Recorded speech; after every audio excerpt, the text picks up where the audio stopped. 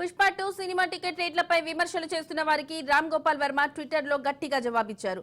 Ticket రేట్లు ఎక్కువని అనుకునేవారు సినిమా చూడొద్దని సూచించారు. వారం తర్వాతో లేక నెల తర్వాతో టికెట్ ధరలు తగ్గాకే సినిమా చూడాలని హితవు పలికారు. ఎంటర్టైన్మెంట్ నిత్యావసరం కాదని, నిత్యావసరాల ధరలు పెరిగినా లగ్జరీ బ్రాండెడ్ వస్తువుల ధరలపైన ఎలాంటి ఏడవనోళ్లు సినిమా టికెట్ ధరలపై మాత్రం ఎందుకు ఏడుస్తున్నారని ఆర్జీవీ నిలదీశారు. డెమోక్రాటిక్ క్యాపిటలిజం అనేది క్లాస్ డిఫరెన్స్ మీదే పనిచేస్తుందన్నారు. అన్ని వస్తువులాగా సినిమాలు కూడా లాభాల కోసమే నిర్మించబడతాయి తప్ప ప్రజాసేవ కోసం కాదని స్పష్టం చేశారు. ఈ సందర్భంగా ఆర్జీవీ ఓ పిట్ట కథ చెప్పారు.